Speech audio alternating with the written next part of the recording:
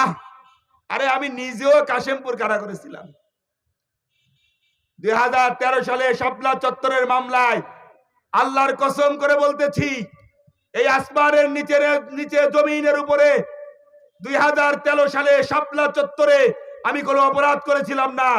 আল্লাহর কোরআনের জন্য শাপলা চত্বরে আমি গিয়েছিলাম বিনা অপরাধে। কেন্দ্র কারাগার আর কাশেমপুর নিয়ে আমার জেল খাটা লাগছে। আমার মা, আমার বাবা হাজার হাজার টাকা উড়িয়েছে আমার জন্য,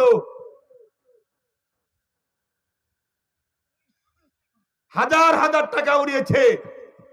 জেলখানার কি অবস্থা আমরা দেখে এসেছি।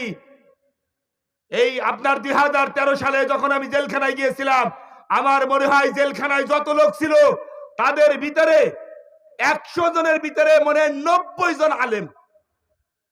আমার মনে হয় তখন এদেশে মাদ্রাসায় ছাত্র হুজুর কম ছিল, সব জেলখানার ভিতরে ছিল।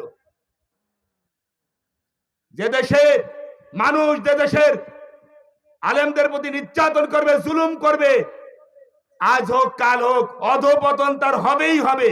হবে না? হবে। আজ হোক কাল হোক। ইমাম সাহেব আজকেও ইমামতি করতেছে, 5ই আগস্টের পরে ইমামতি করতেছে। অন্য যে আসবে হুজুর ইমামতি করবে। ইমামতি কি ছুটবে? কোন যেই আসুক না কেন ইমামতি ছুটবে না।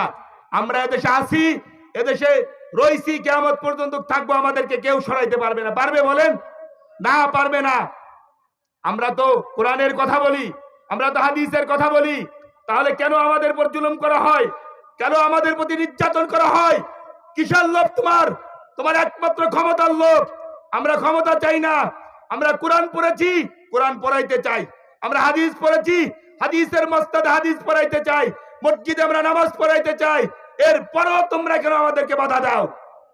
স্পষ্ট করে বলতে চাই, আগামীতে যারা আসবেন স্পষ্টভাবে সতর্ক হয়ে থাকবেন।